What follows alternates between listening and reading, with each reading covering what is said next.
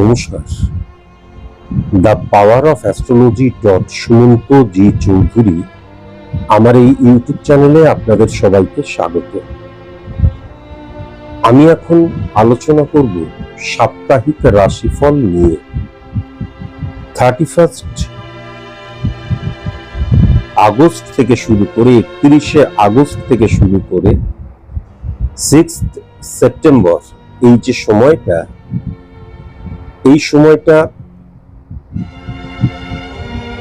তুলা রাশির জাতক জাতিকাদের জীবনে মূলত 10টি ঘটনা ঘটবে। এই 10টি ঘটনা 10টি অবস্থান হতে পারে, 10টি মানসিকতা হতে পারে, মনোবৃত্তি হতে পারে, 10টি চিন্তাধারা হতে পারে, 10টি সিদ্ধান্ত হতে পারে। মূলত 31 আগস্ট থেকে শুরু করে 6 সেপ্টেম্বর পর্যন্ত তুলা রাশির জাতক জাতিকাদের জীবনে 10টি ঘটনা ঘটবেই। কি সেই 10টি ঘটনা, তাই নিয়েই আমার আলোচনা, তাই নিয়েই আমার বিশ্লেষণ। আমার আজকের আলোচনাটি সম্পূর্ণভাবে সার্বিক মতে। আমি পূর্বেও বহুবার বলেছি, আরো একটিবার বলে দিই, সার্বিক মতে কেন? তার কারণ যদি পশ্চিমবঙ্গটাই দেখা যায় তাহলে সেখানে কয়েক লক্ষ তুলা রাশির জাতক জাতিকা আছেন। প্রত্যেকের date of birth, time of birth, place of birth আলাদা, সুতরাং জন্মছক আলাদা। জন্মছক দ্বারা pure science, pure calculation, pure ম্যাথের মধ্যে দিয়ে স্পট ইমপ্লিমেন্টেশন ছক ক্রিয়েট করা হয়। তাহলে স্পট ইমপ্লিমেন্টেশন ছক আলাদা, প্রত্যেকটি মানুষ আলাদা হওয়ার জন্য কালপুরুষ ছক আলাদা। তাই জন্য স্পেসিফিক ভাবে যদি প্রেডিকশন করাতে হয়, কেবল 31 আগস্ট থেকে 6 সেপ্টেম্বর পর্যন্ত নয়, জীবনের প্রেডিকশন যদি করাতে হয় তাহলে অবশ্যই সায়েন্টিফিক অ্যাস্ট্রোলজারের কাছে যাওয়া বাধ্যতামূলক। এখন সায়েন্টিফিক অ্যাস্ট্রোলজার, আমি সায়েন্টিফিক অ্যাস্ট্রোলজার বললেই সায়েন্টিফিক অ্যাস্ট্রোলজার হয়ে যাওয়া যায় না। সায়েন্টিফিক অ্যাস্ট্রোলজার তিনি যিনি স্পট ইমপ্লিমেন্টেশন ছক ক্রিয়েট করতে পারেন। স্পট ইমপ্লিমেন্টেশন ছক ক্রিয়েট করতে গেলে pure science, pure calculation, pure math জানা দরকার। একজন সায়েন্টিফিক অ্যাস্ট্রোলজার কখনো জন্মছক দ্বারা প্রেডিকশন করে না। কেন করে না এটা তো জানার প্রয়োজন। তার কারণ যখন আমি জন্মাচ্ছি তখন গ্রহের যে অবস্থান তার দ্বারা ক্যালকুলেশন করে যে ছকটি ক্রিয়েট করা হয় সেটা হচ্ছে জন্মছক। তার মানে জন্মছকটা হচ্ছে জন্মের সময় প্ল্যানেটরি যে সিচুয়েশন তার দ্বারা ক্যালকুলেট করা হচ্ছে। এবার আমার যখন 20 বছর বয়স, 30 বছর বয়স, 40, 50, 60, 70, 80, তখন আমি একজন অ্যাস্ট্রোলজারের কাছে যাচ্ছি, তিনি আমার জন্মছক দ্বারা প্রেডিকশন করছেন। জন্মের সময় যে প্ল্যানেটরি সিচুয়েশন ছিল, আমি যদি আমার 15 বছর বয়স তখন যদি যাই, 30 বছর, 40 বছর, 50 বছরে যদি যাই, তাহলে 15 বছর আগেকার বা 20 বছর আগেকার বা 30 বছর আগেকার বা 40 বছর আগেকার যখন আমি জন্মেছিলাম যে গ্রহগত অবস্থান ছিল তার দ্বারা যদি প্রেডিকশন করা হয়, তাহলে 20 বছর পর আমার যে ক্রাইসিসটা, আমার যে প্রবলেমটা, সেটা জন্মছক দ্বারা সঠিক মতন বলা যাবে? মানুষ ভীষণ বুদ্ধিমান, কিন্তু মানুষকে কেউ যদি বোকা বলে সে মূর্খ। তাহলে আপনারা যখন বুদ্ধিমান, আপনারা একটুখানি বুদ্ধিটাকে খরচ করে দেখবেন যে আপনার বয়স 30 বছর, 30 বছর আগেকার যখন আপনি জন্মেছিলেন তখনকার প্ল্যানেটরি সিচুয়েশন দ্বারা প্রেডিকশন করে 30 বছর পর আজকের প্রবলেমটা ফাইন্ড আউট করা সম্ভব? কখনো সম্ভব নয়, কখনো সম্ভব নয়। সুতরাং জন্মছক দ্বারা প্রেডিকশন করে আজকের দিনের প্রবলেমটাকে ফাইন্ড আউট করা বিন্দুমাত্র সম্ভব নয়। আমার date of birth, time of birth, place of birth নেই। আমি অ্যাস্ট্রোলজারের কাছে গেলাম, তিনি বললেন হাত দেখাও, আমি হাত দেখালাম, কিন্তু মেডিকেল সায়েন্স বলছে বা সায়েন্স বলছে হাতের রেখা সৃষ্টি হয় নার্ভের দ্বারা। অ্যাস্ট্রোলজিক্যাল প্ল্যানেট রিপ্রেজেন্ট করে আমাদের হরমোন। নার্ভ আর হরমোন দুটো এক জিনিস কি না? তাহলে হাত দেখা দ্বারা কিভাবে আমার প্রেডিকশন করা সম্ভব? আপনারাই বিচার করুন, আমি কিচ্ছু বলবো না।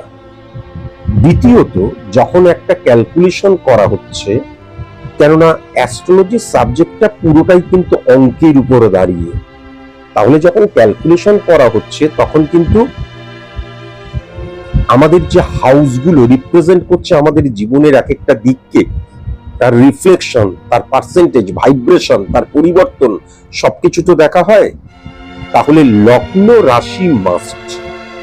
আমি হাত দেখাতে গেলাম, হাত দেখে আমার লগ্ন রাশি বিচার করা সম্ভব? সম্ভব নয়।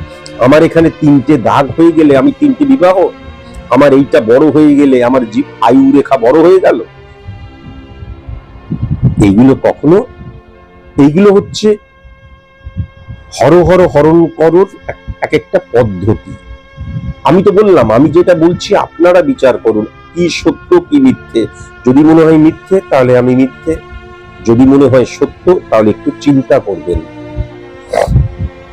যখন আমার date of birth, time of birth, place of birth থাকছে না, তখন কিন্তু একমাত্র কালপুরুষ ছকের মধ্যে দিয়ে বেসড অন স্পট ইমপ্লিমেন্টেশন ছক, চোখের কর্নিয়া বা রেটিনা দ্বারা ক্যালকুলেশন করে আমি লাস্ট 8 বছর 8.5 বছর ধরে পশ্চিমবঙ্গে দেখিয়ে এসেছি, একদম 100% প্রেডিকশন করা সম্ভব।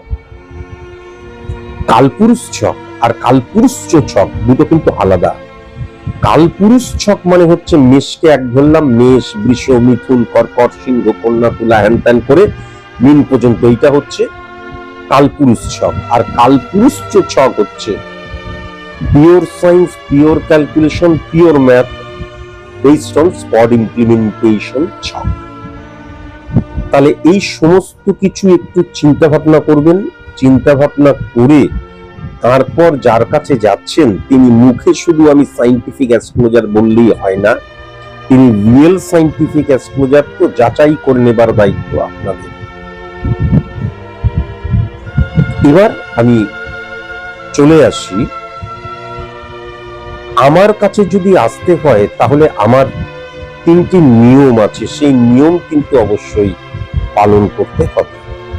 3টে নিয়ম কি কি? প্রথমত, এক্সট্রিমলি সরি টু সে, আমি কিন্তু সেলিব্রিটিদের এবং পলিটিশিয়ানদের প্রেডিকশন করি না, আমার সেই ক্ষমতাই নেই। আমি স্বীকার করে নিচ্ছি, সেলিব্রিটি এবং পলিটিশিয়ানদের প্রেডিকশন আমি করি না।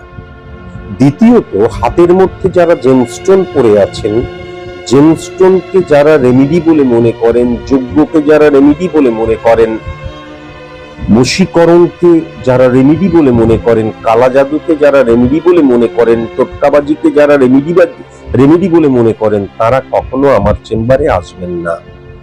আমার চেম্বারের দরজা আপনাদের জন্য ফরএভারের জন্য ক্লোজড, এটা আমি বহুবার বলেছি।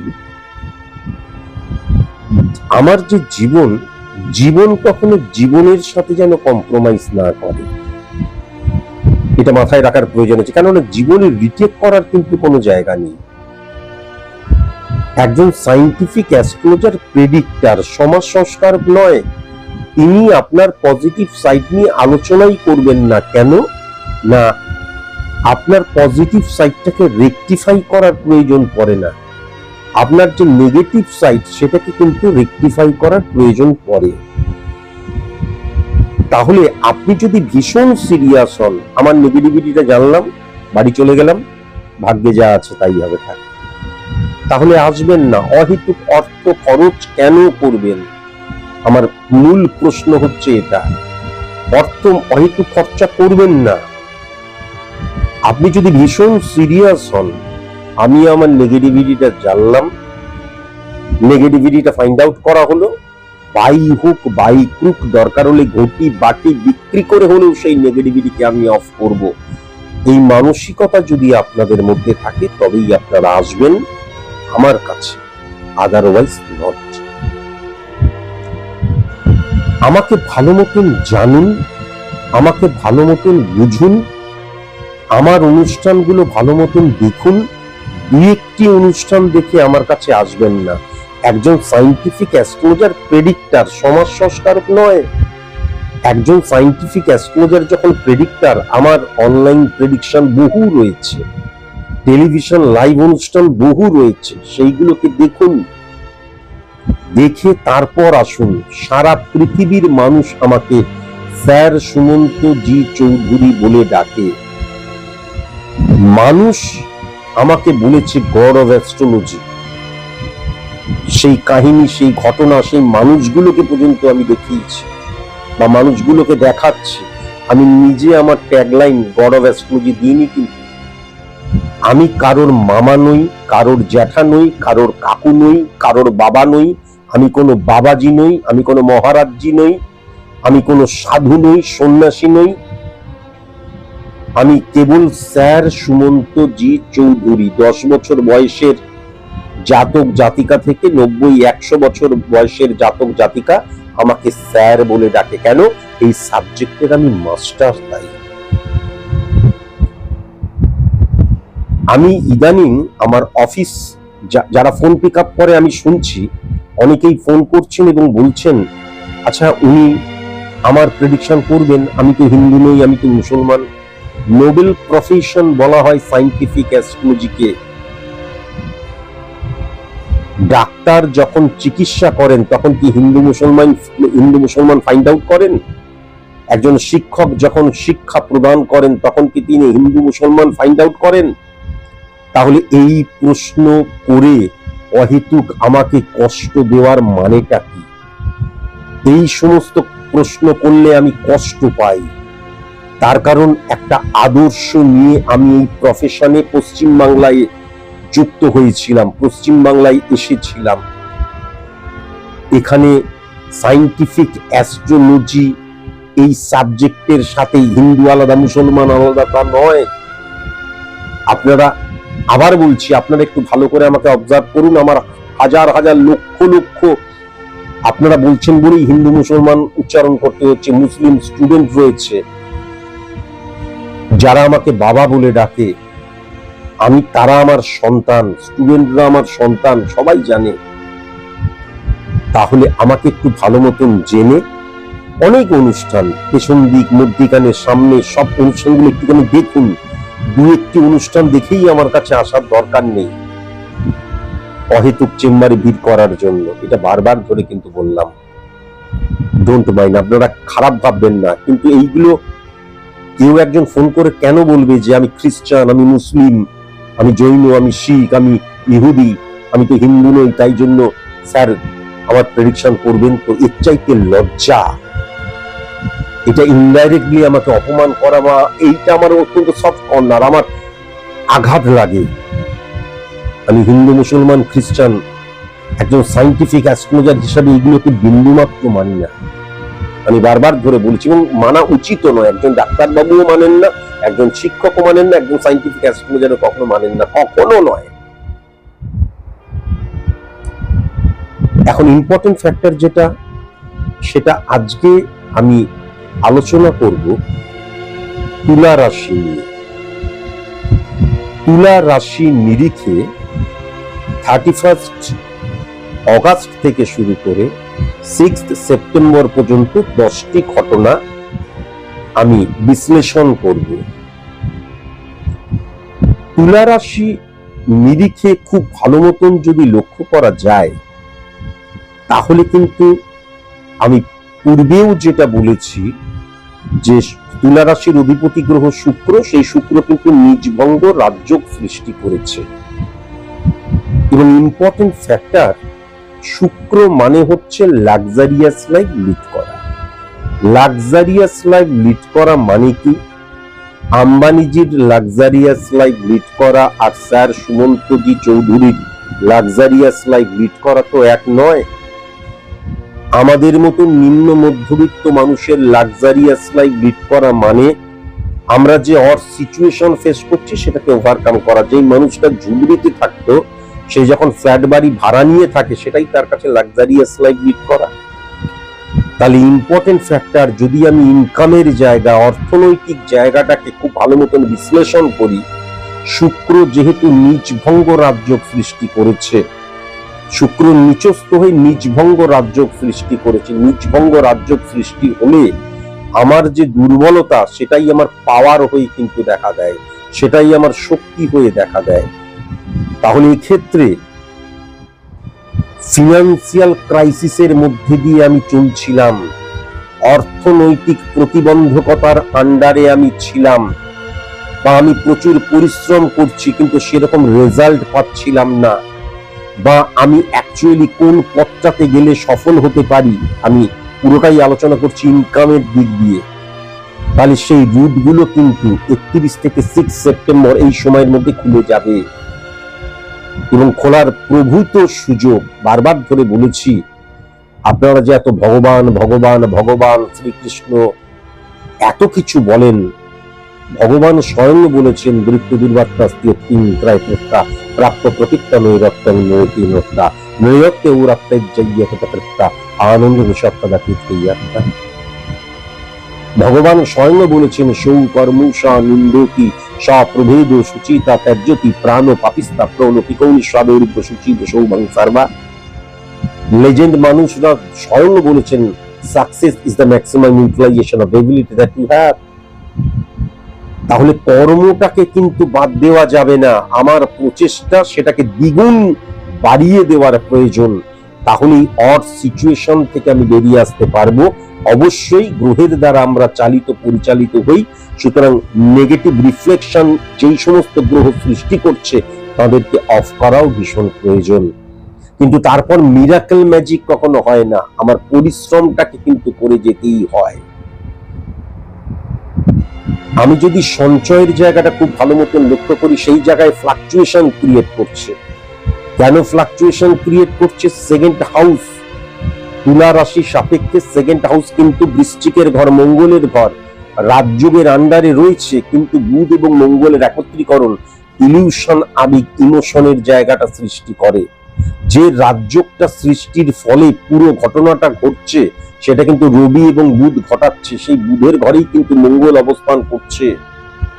তাহলে ইম্পর্টেন্ট ফ্যাক্টর যেটা হচ্ছে, অনেক সময় আমরা মানুষ তো, আমাদের অনেক জৈবিক চাহিদা থাকে, জৈবিক চাহিদার প্রবণতা থাকে, আমরা অনেক সময় সেটাকে কন্ট্রোল করি বা মেরে ফেলি, যেহেতু ফিনান্সিয়াল ক্রাইসিস থাকে বা ফিনান্সিয়াল সাপোর্টের জায়গাটা সেরকম ভাবে আমরা পাই না। তাই যখনই অর্থ আসতে শুরু করলো, তখন আমার মনের মধ্যে চাহিদাগুলো কিন্তু খোঁচা মারতে শুরু করলো, এবং তখনই কিন্তু দেখা গেল আমার তো এটা লাগবে, ওটা লাগবে, এটা লাগবে, আমার তো ভালো জামা কাপড় নেই, আমার 2-3টে ভালো জামা কাপড় লাগবে, না না আমি একটা পাতি জিনিস কিনবো না, এই মানসিকতার জায়গাটা কিন্তু নিয়ে চলে আসে। আমি জাস্ট একটা এক্সাম্পল দিলাম।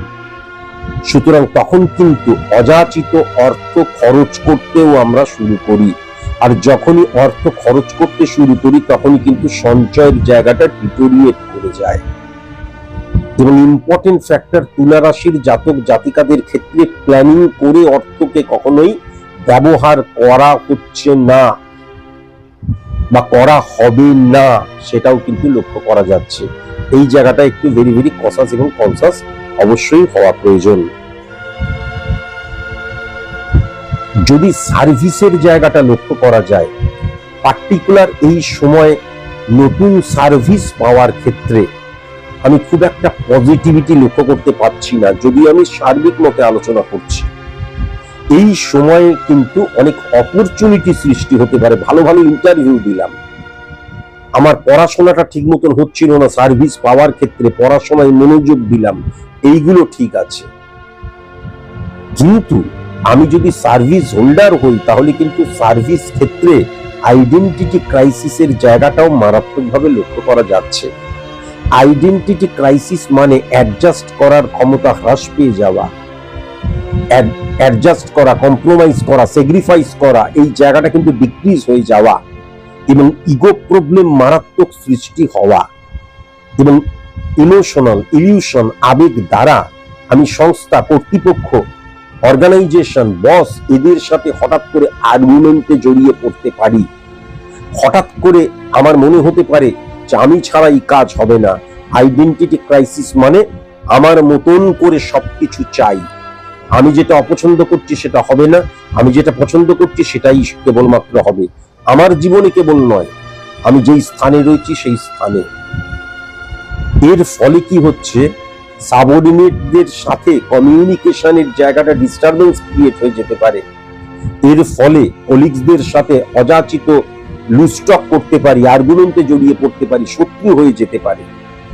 যদিও এই সময় তার ব্যাড রিফ্লেকশন বোঝা যাচ্ছে না, কিন্তু 7 দিন 8 দিন, এই কয়েকটা দিন আমার জীবনের 7-8 দিনটাই আমার জীবন নয়, এটাও জানার প্রয়োজন আছে। তাই জন্য নিজেকে কন্ট্রোল করার ভীষণ প্রয়োজন, জল হওয়া ভীষণ প্রয়োজন। আমার গুরুদেবের কথায়, দেখবে শুনবে বলবে না, খাবার পেলে ছাড়বে না, মানে অপরচুনিটি পেলে ক্যাচকটকট করবে, দেখবে শুনবে বলবে না। কিন্তু সেই জায়গাটা তুলা রাশির জাতক জাতিকাদের ক্ষেত্রে সেরকম ভাবে লক্ষ্য করা যাচ্ছে না। ভেরি ভেরি কনসাস এবং কনসাস হওয়া প্রয়োজন।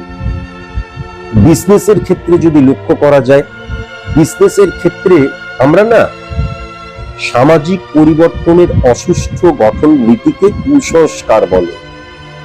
তাহলে এখন ব্যাপার যেটা হচ্ছে, আমি কারোর সংস্কার কুসংস্কার নিয়ে টানাটানি করতে চাই না, কিন্তু আমাদের কিছু কিছু জায়গায় এই মাসটা মরা মাস, এই মাসটাই কোনো ভালো কাজ করব না, এই মাসটাই ভালো কোনো কিছু চিন্তা ভাবনা করব না, এই মানসিকতা মারাত্মকভাবে কিন্তু আমি দেখেছি সাধারণ মানুষের মধ্যে আছে প্রবণতা।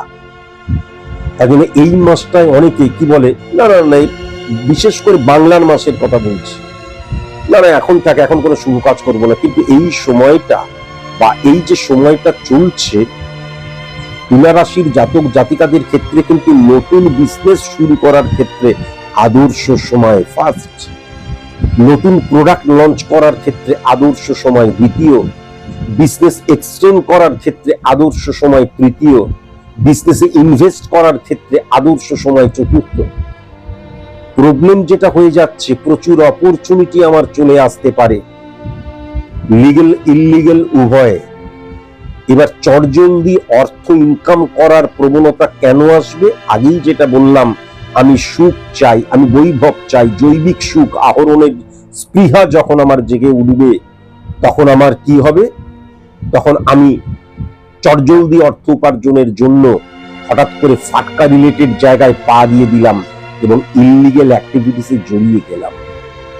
এটাও কিন্তু লক্ষ্য করা যাচ্ছে। মারাত্মক আইডেন্টিটি ক্রাইসিস থাকার জন্য আমি পার্টনারশিপ বিজনেস করলে কিন্তু ঠোকাঠুকি লাগবে, মতভেদের জায়গা সৃষ্টি হচ্ছে এবং পার্টনারকেও শত্রু বানিয়ে ফেলার জায়গা লক্ষ্য করা যাচ্ছে। কমিউনিকেশনের জায়গাটা যে নেগেটিভ তা নয়, অত্যন্ত পজিটিভ, পরিশ্রমী, সবকিছু ঠিক। ওভার কনফিডেন্ট হয়ে গিয়ে অনেক সময় কাস্টমারকে আমি হিট করতে পারি, যদিও এই সময় কিন্তু অনেক পাওয়ারফুল কাস্টমার সংযুক্ত হওয়ার জায়গাও লক্ষ্য করা যাচ্ছে, মানি ফ্লো বেড়ে যাওয়ার জায়গাটাও কিন্তু লক্ষ্য করা যাচ্ছে। তুলা রাশির জাতক জাতিকাদের ক্ষেত্রে কিন্তু ব্যক্তিগত জীবনের সবচেয়ে পজিটিভ জায়গা দেখা গেল, আমি তুলা রাশির জাতক, আমার ওয়াইফ কিন্তু মারাত্মক কম্প্রোমাইজ, স্যাক্রিফাইস, অ্যাডজাস্ট করবে। ওয়াইফ না থাকলে যাদের সাথে পরিবারে রয়েছে তারা মারাত্মক কম্প্রোমাইজ, স্যাক্রিফাইস, অ্যাডজাস্ট করবে এই সময়। এটা কিন্তু পরিষ্কার লক্ষ্য করা যাচ্ছে, পরিষ্কার লক্ষ্য করা যাচ্ছে। সবচেয়ে বড় কথা যেটা, আমার 10 জন বন্ধু আছে, তার মধ্যে 8 জন কিন্তু বন্ধুই নয়, 8 জন হচ্ছে মাল খাওয়ার সঙ্গী, 8 জন হচ্ছে ঘুরতে যাবার সঙ্গী, সুখ সময়ের সঙ্গী। কিন্তু যে দুজন আমার বন্ধু, রিয়েল বন্ধু, তারা কিন্তু বন্ধুত্বের যে ধর্ম সেটা পালন করবে।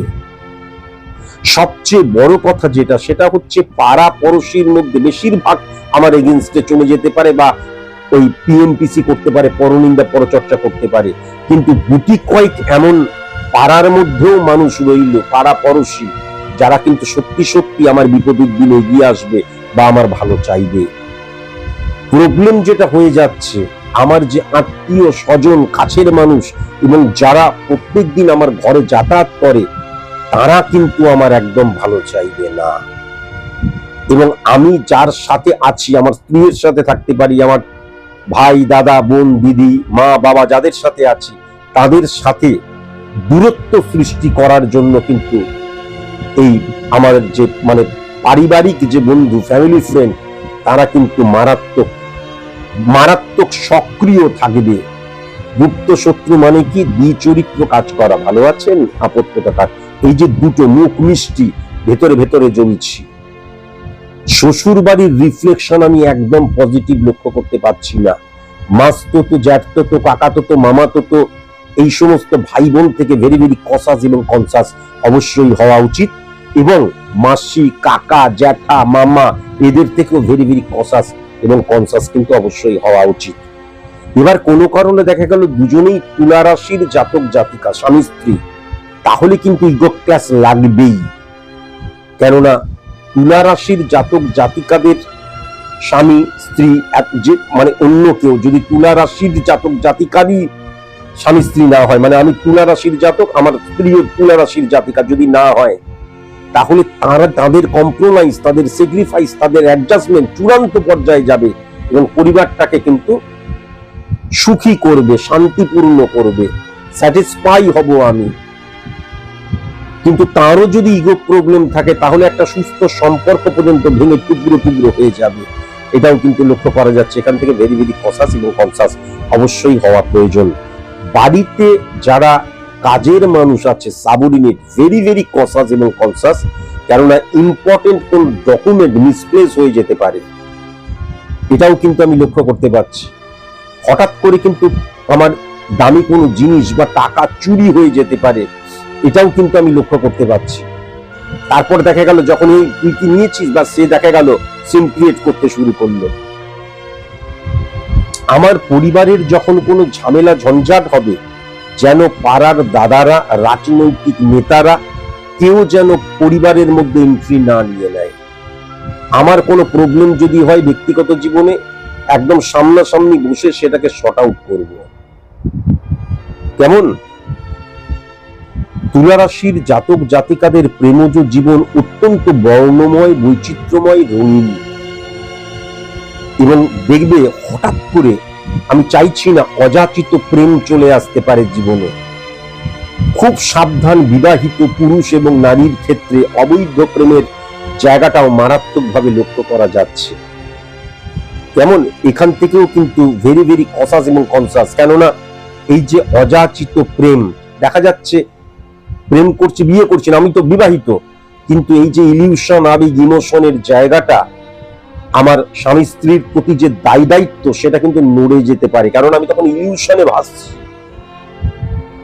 তবে সন্তান ভাগ্যের জায়গাটা বা সন্তানের জায়গাটা কিন্তু বেশ ভালো লক্ষ্য করতে পারছি। প্রেমজ বিবাহ নিয়ে এই সময় আলোচনা করার দরকার নেই। যখন আপনারা সংস্কার, কুসংস্কার যাই বলুন, বা বিবাহ নিয়েও এই সময় আলোচনা করার দরকার নেই। শত্রুতার জায়গা যেটা লক্ষ্য করা যাচ্ছে, দক্ষিণ দিক এবং পূর্ব দিক হইতে ভেরি ভেরি কসাস এবং কনসাস, বিশেষ করে ডি অক্ষর দিয়ে, এম অক্ষর দিয়ে, ও অক্ষর দিয়ে, পি অক্ষর দিয়ে, আর অক্ষর দিয়ে, টি অক্ষর দিয়ে যাদের নাম, গুপ্ত শত্রুতার দ্বারা তারা কিন্তু আপনার ক্ষতি করার চেষ্টা করতে পারে। শুভ সংখ্যা 1 সংখ্যা, 10 সংখ্যা, 14 সংখ্যা, 17 সংখ্যা, 22 সংখ্যা, 27 সংখ্যা, 30 সংখ্যা। শুভ রং যেটা লক্ষ্য করা যাচ্ছে, সেটা হচ্ছে সাদা রং, লাল রং, বাদামি রং এবং অ্যাশ কালার, ছাই কালার। শুভ দিক যেটা লক্ষ্য করা যাচ্ছে, সেটা কিন্তু উত্তর দিক। আর শুভ বার যেটা লক্ষ্য করা যাচ্ছে, সেটা হচ্ছে শুক্রবার এবং সোমবার। শুক্রবার, সোমবার, শনিবার, খানিকটা শনিবারটা অর্ধ শুভ বলা যেতে পারে। তুলা রাশির জাতক জাতিকারা ভেরি ভেরি কসাস এবং কনসাস সিংহ রাশি থেকে, মেষ রাশি থেকে এবং বৃশ্চিক রাশি থেকে। আজকের মতন এইটুকুই। নমস্কার।